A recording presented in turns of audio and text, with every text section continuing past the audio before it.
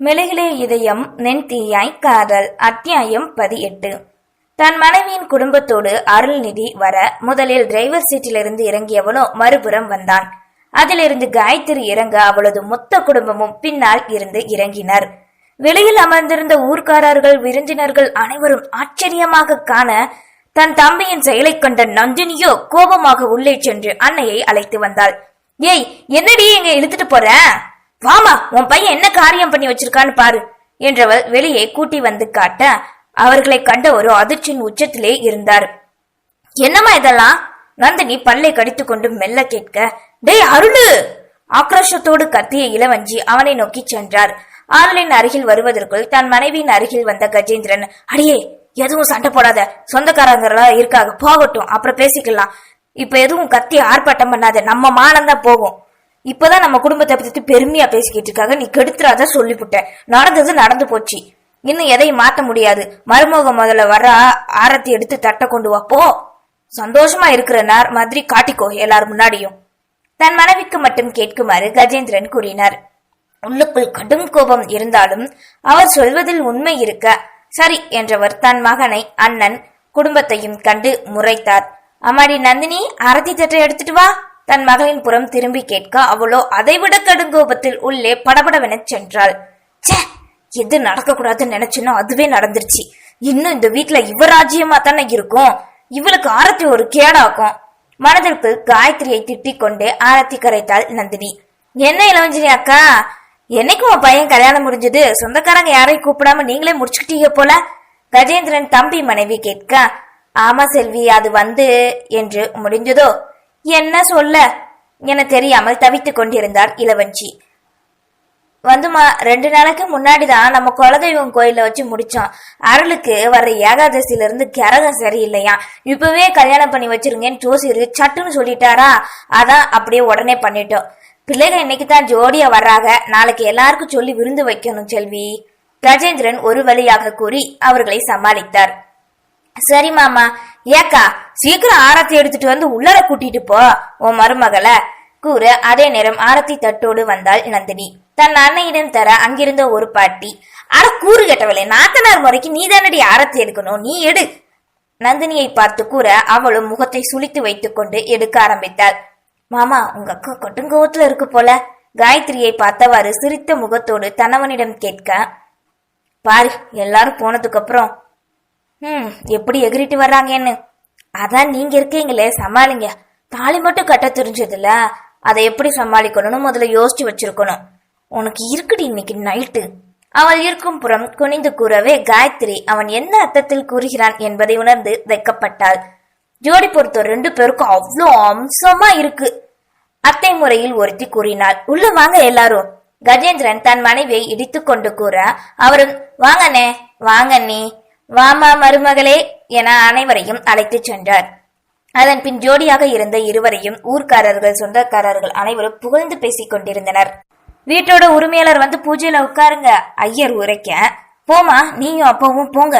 நந்தினி கூற இளவஞ்சி அமர்வதற்குள் தன் மனைவியோடு அங்கே வந்து அமர்ந்தான் அருள்நிதி. இந்தாங்க, இந்த மாலையை போட்டுக்கோங்க என்றவர் மாலை எடுத்து தர இருவரும் களத்தில் போட்டுக் கொண்டனர்.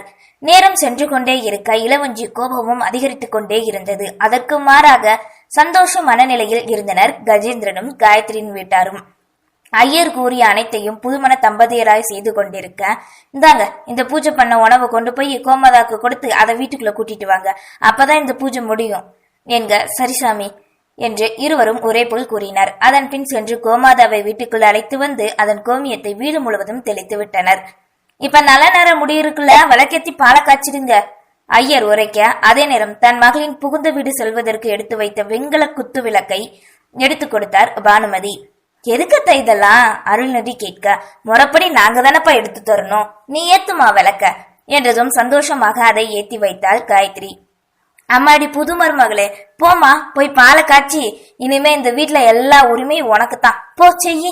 கஜேந்திரனின் சித்தி உரைக்க அவளோ தன் கணவனை கண்டாள். அவன் சம்மதம் கூறிய பின்னே சமையலறைக்குள் நுழைந்தாள். பால் காய்ச்ச ஆரம்பித்தாள். அது பொங்கி வரும்போது அனைவரும் குளவையிட இறங்கி வைத்து அங்கே டம்ளரில் ஊத்து அனைவருக்கும் கொடுத்தாள்.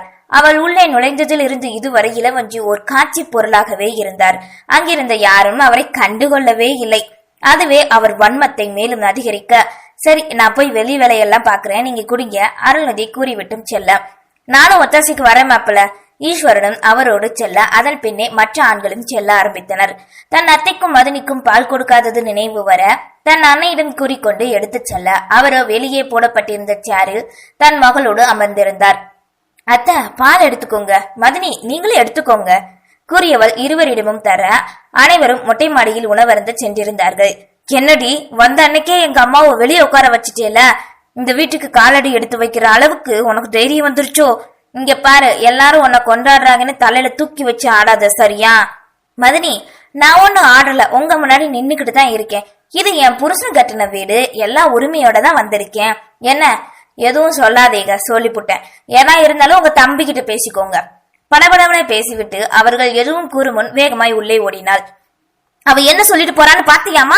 எல்லாம் உன் மகன் கொடுக்குற இடம் தான், இப்படி பண்ணிட்டு வந்து நிக்கிறா. நீங்க என்னன்னா ஒன்னும் சொல்லாம ஆடத்தை எடுத்து வீட்டுக்குள்ள கூட்டிட்டு வந்துட்டேன்.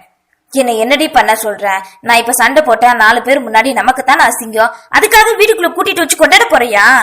எல்லாரும் போகட்டுண்டி, அப்புறம் இருக்கு இவங்களுக்கு. தாயும் மகளும் அமர்ந்து பேசிக் கொண்டிருக்க மொட்டை மாடியிலிருந்து அதை பார்த்து கொண்டிருந்தார் கஜேந்திரன். தன் மகனை அழைத்து காட்ட, என்னப்பா இது, அம்மா இன்னும் என்ன பண்ண போகுதோ எரிச்சலாய் கேட்க, விடுடா, அவ இன்னைக்கு எதுவும் பேச மாட்டா, அவ வாயை எப்படி அடைக்கணும்னு எனக்கு தெரியும். நீ போய் உன் மாமனார் வீட்டையும் வந்தவங்களையும் கவனி என்க. சரி என்றவர் தன் வேலையை பார்க்க சென்றான். நேரம் சொல்ல வந்தவர்களும் ஒவ்வொருத்தராக கிளம்ப காயத்ரியோ பேசிவிட்டதை நினைத்து தவிப்போடு அமர்ந்திருந்தாள். காலில் அமர்ந்திருந்தவர்களிடம் வந்த அருள்நிதி, அத்தை, லட்சுமி, செல்லம்மா 3 பேரும் சாப்பிட வாங்க, எல்லாரும் சாப்பிட்டாச்சு வாங்க அழைக்க, அதை கேட்டு நந்தினி, பாருமா நம்மள கூப்பிடுறானா, இப்பவே பொண்டாடி பக்கம் சாஞ்சிட்டான் என அன்னையிடம் கோபத்தோடு கூறினாள். அனைவரும் எழுந்து செல்ல, மாமா பிளீஸ் நான் வரல, எனக்கு பசிக்கல, என்னவோ ஒரு மாதிரியா இருக்கு தயங்கிய வரே கூற, எதுவும் பிரச்சனையா, யாரும் எதுவும் சொன்னாங்களா? ஓர பார்வையால் தன் அன்னையையும் சகோதரியையும் கண்டவாறே மனைவியிடம் கேட்டான். ஐயோ நாளா வாய விடல மனதிற்குள் தவித்தவளோ, அப்படியெல்லாம் இல்ல மாமா சோர்ந்து போய் கூறினாள். சரி மால, நான் நம்ம ரூமுக்கு சாப்பாடு எடுத்துட்டு வந்துடுறேன், நீ போய் ரெஸ்ட் எடு, அத்தை சாப்பிட்டது உனக்கு துணைக்கு அனுப்பிச்சு வைக்கிறேன் என்றவன் அவளை அழைத்து கொண்டு முதல் அறை தங்கள் அறைக்கு சென்றான். இதான் நம்ம ரூம், இன்னும் திங்ஸ் எதுவும் அரேஞ்ச் பண்ணல, சாந்தத்துக்குள்ள பண்ணிடலாம் என்றவன் ஒரு பாயை எடுத்து தரையில் விரித்தான். படுத்துக்கோ என்றவன் வெளியே செல்ல முயல அவன் கைப்பற்றி தடுத்தவள், மதியானம் ஆக போது, நீங்க சாப்பிட்டீங்களா மாமா அக்கறையில் கவலையோடு கேட்டாள். தனக்கே உரிமையான தன்னவளின் தொடுகை, அதுவும் யாருமில்லாத தனிமை அவனை என்னவோ செய்ய, வேலைகள் அனைத்தையும் மறந்தவனோ அறைக்குள் நுழைந்து கதவினை சாத்தினான்.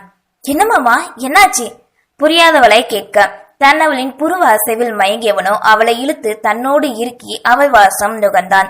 இப்போது அவன் செய்கை புரியவே, ஆமா என்ன இது, வேலையில எல்லாரும் இருக்காங்க விடுங்க அவன் கையில் அகப்பட்டு சினுங்கிக் கொண்டே கூற, அவள் சினுங்கல் ஓசை அவனை மேலும் துண்ட செய்தது. அவள் இடையில் கை வைத்து தன்னோடு சேர்த்து அணைத்தவன் காதோறும் மீசையை வைத்து உரசினான்.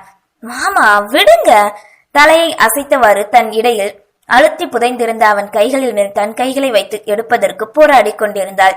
மஞ்சள் கயிறின் வாசத்தை தனக்குள் உள்வாங்கியவனோ அவள் காதோரத்தின் கீழ் தன் இதழ் பதித்து முன்னேற, இதற்கு முன் எத்தனையோ முறை தன்னை அணைத்திருக்கிறான் தான். ஆனால் இன்று தன்னவள் என்ற உரிமையில் அவன் எல்லை மீறும் வித்தியாசத்தை அவனிடம் உணர்ந்தாள். அவனிடம் இருந்து விடைபெற்ற நினைத்தவளுக்கு அது முடியாமல் போக அவனுக்கு ஒத்துழைக்க ஆரம்பிக்கவே அவளின் எந்த ஒரு செய்கையும் அவனுக்கு ஊக்கமளிக்கவே இருவரும் தங்கள் நிலை ஒரு நொடியில் மறந்தனர். தன்னிடமிருந்து விலக்கி மெய்தீண்டும் காதலோடு அழகு பதுவை முகத்தை தன் கரங்களில் ஏந்தியவன் நெற்றியில் முத்தமிட்டு மெல்ல கீழிறங்க ஆரம்பித்தான். தன்னவனின் ஏகாந்த தீண்டலை தாங்க முடியாது தவித்தவளோ அவனின் சட்டையை இறுக பற்றி வெளிமூட அவள் கழுத்து வளைவில் தன்முகம் வைத்து சாய்ந்தவன் குனிந்து அவள் பூவிதழில் தன் இதழ் பதித்து அதில் மூழ்கினான். முதல் இதழ் தீண்டல் இதுவரை உணராத ஒரு புது உணர்வை இருவருக்கும் தோற்றுவிக்க தாங்க முடியாது தள்ளாட ஆரம்பித்தாள். அந்த மயக்கத்திலும் அதை உணர்ந்தவனோ அவளை தாங்கிக் கொண்டு அவள் இதழுக்குள் மூழ்கிவிட முடியாமல் திண்டாடி கொண்டிருந்தான். நிற்க முடியாமல் அந்த நெருக்கத்தையும் தாங்க முடியாமல் அவனின் காலில் மேல் தன் கால்களை வைத்தவளோ சற்று இயக்கியே அவன் கழுத்தோடு கட்டிக்கொள்ள இருவருமே மூச்சுவிட தங்களை பிரிக்க தயங்கினர். எத்தனை நாளிகைதான் சென்றதோ வெளியே பந்தி முடிந்து கீழே அனைவரும் செல்லும் ஓசை கேட்க முதலில் தன்னவன் தந்த இன்ப மயக்கத்திலிருந்து விடுபட்டாள். ஆமா விடுங்க, தன்னிடம் இருந்து பிரிக்க முயல அவனோ இன்னும் மயக்கம் தீராமலே இருந்தான். என்ன செய்வது என தெரியாமல் ஒரு நொடி யோசித்தவள் தன் பலம் முழுவதும் திரட்டி அவன் வயிற்றில் தன் கரங்களை வைத்து குத்த தன்னிடம் இருந்து தள்ளினாள். அவளின் செயலில் தன்னிலை வந்தவனோ, ஏய் செல்லமா, போதை ஏத்திட்டு ஏண்டி இப்படி பண்ற அனுபவிக்க விடாம சிறு எரிச்சலோடு கேட்க, முதல்ல வெளியே போங்க, உங்களுக்கு வெக்கமாவே இல்லையா, போங்க மாமா அதட்டலாய் கூறினாள். அவளின் அதட்டல் கூட அவனுக்கு அழைப்பாகவே தோன்ற அவள் அருகில் வர அதே நேரம் வெளியே, அருளு அருளு, டேய் அருளு, எங்கடா போன? தந்தை அழைக்கும் குரல் கேட்க, வந்து கவனிச்சுக்கிறேன் உன்ன இரு. செல்லமாக மிரட்டலோடு வெளியேற சிரித்தவாறு நின்றாள் செல்லம்மா. அதன் பின் நேரம் செல்ல விருந்தினரும் உணவருந்தி முடித்து செல்ல வாடகை வீட்டில் இருந்த பொருட்கள் அனைத்தையும் புது வீட்டுக்கு மாற்றினர். இப்போது நந்தினியும் செல்லம்மாவின் வீட்டார் மட்டுமே இருக்க திடீரென்று அவர்கள் வீட்டின் முன் ஒரு வேன் வந்து நிற்க அதிலிருந்து வந்த பொருட்களை இறக்கினர் சிலர். அதை கண்டு புரியாமல் அருள் நிற்க அவனின் அருகில் வந்த ஈஸ்வரன், மாப்பிள்ள, நான் என் மகளுக்கு செய்ய வேண்டிய எல்லா கடமையும் சரியா செய்யணும்ல அப்படின்னு தான் நினைச்சுதான் இதெல்லாம் பண்ணேன். என்ன மாமா, என்னால முடிஞ்சதை நான் செய்யறேன்ப்பா.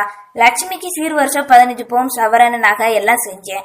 அதே மாதிரி செல்லம்மாக்கும் செய்யணும்ல, அதுதானே மரியாதை. சரி மாமா, உங்க விருப்பம். அப்புறம் மாப்பிள்ள, இதுல 4 லட்சம் இருக்கு, நம்ம வயக்காட்டை வித்துட்டேன், அதுல செல்லம்மாவோட பங்கு தான் இது, வாங்கிக்கோங்க மாப்பிள்ள என்றவர் மஞ்சள் பையை அவரிடம் நீட்ட, அன்று தந்தை தன் மனதை மாற்றத்தான் சொல்கிறார் என்று நினைத்திருக்க இன்று அது உண்மை என்று காட்டவே, அப்பா என்னாலதானே வித்தீங்க, சாரிப்பா என்றாள் செல்லம்மா. அப்படிலாம் இல்ல கண்ணு, வாங்கிக்கோங்க மாப்பிள்ள என்க செல்லம்மா சம்மதம் குறவே சரி என்று வாங்கி கொண்டான். அருளின் கைகளில் வைத்திருந்த 4 லட்சத்தை வைத்துதான் தன் மனைவியின் வாயை அடைக்க வேண்டும் என்பதை அறிந்தவர் அதற்கான வலையை போட ஆரம்பித்தார் கஜேந்திரன். நன்றி.